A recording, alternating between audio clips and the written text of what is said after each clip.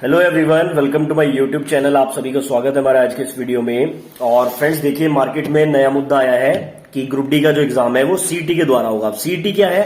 Common eligibility test है। अब मैं आपको बताता हूं कि इन खबरों का ओरिजिन क्या है। सबसे पहले तो बता दूं, लगभग 4 फरवरी 2020 की ये वीडियो है, स्क्रीन पर आप देखिए।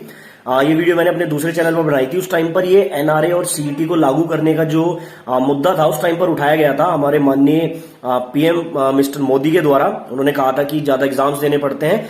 तो चलिए वो हम डिटेल में नहीं जाएंगे। अब ये सीईटी और एनआरए है क्या?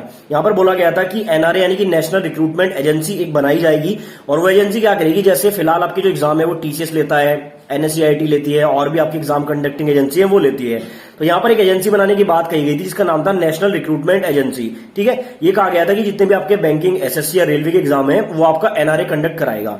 और कंडक्ट भी कैसे कराएगा? वहां पर सीईटी ऑर्गेनाइज कराया जाएगा। सीईटी क्या है? Common eligibility test. यानी कि आपको पता है एसएससी के कुछ एग्जाम में 2-2 पेपर होते हैं, एनटीपीसी में जैसे आपके 2 सीबीटी हैं, बैंकिंग में भी 2-2 एग्जाम होते हैं। तो यहां पर क्या कहा गया था कि भीड़ को कम करने के लिए हम लोग क्या करेंगे, एक कॉमन टेस्ट करा देंगे। उसको जो है कॉमन एलिजिबिलिटी टेस्ट बोला जाएगा, सीईटी बोला जाएगा। और वहां पर स्टूडेंट को हम लोग क्वालिफाई करके रख लेंगे। ठीक है, उसके बाद क्या होगा कि जैसे आपका एसएससी का फॉर्म आएगा या कोई वैकेंसी आएगी बैंकिंग में, रेलवे में, तो वहां पर आप जब फॉर्म भरेंगे तो वही स्टूडेंट वहां पर अप्लाई करेंगे जो सीबीटी 1 क्वालिफाई होंगे, यानी कि सीईटी क्वालिफाई जिसने किया होगा। और सीईटी क्वालिफाई करने के बाद आपको सिर्फ एक एग्जाम देना होगा, यानी कि मेंस का एग्जाम देना होगा।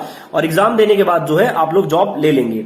अब ये मुद्दा फिर से ट्रेंड किया है, पीआईबी ने कोई ट्वीट वगैरह किया है। तो यहां पर बताया गया है किसी के द्वारा कि जो ग्रुप डी का एग्जाम है वो भी आपका सीईटी के द्वारा ऑर्गेनाइज किया जा सकता है। पहली चीज तो यह है कि पूरी तरह से बेबुनियाद बात है ये। आपको पता है कि ग्रुप डी में एक एग्जाम होना है, सीबीटी 1। एक एग्जाम के लिए पहली बात तो सीईटी ऑर्गेनाइज नहीं हो सकता। दूसरी बात, आपका जो ग्रुप डी है, एनटीपीसी है, पहले से ही चीजें ऑर्गेनाइज हैं, पहले से ही यहाँ पर जो एग्जाम कंडक्टिंग एजेंसी है वो डिसाइडेड है। तो यहाँ पर एनआरए या सीईटी का कोई भी मुद्दा उठता ही नहीं है। तो ग्रुप डी का जो एग्जाम है वो आपका टीसीएस ले या एनएससीआईटी ले, उनमें से दोनों कोई एक एजेंसी लेगी। यहाँ पर एनआरए या फिर आपका जो कॉमन एलिजिबिलिटी टेस्ट है, यहाँ पर ये इसको कनेक्ट करना पूरी तरह से बेबुनियाद है। ऐसा कुछ भी नहीं है। बताया गया है कि आपका जो है 2022 से स्टार्ट होगा, छात्रों को नुकसान होगा।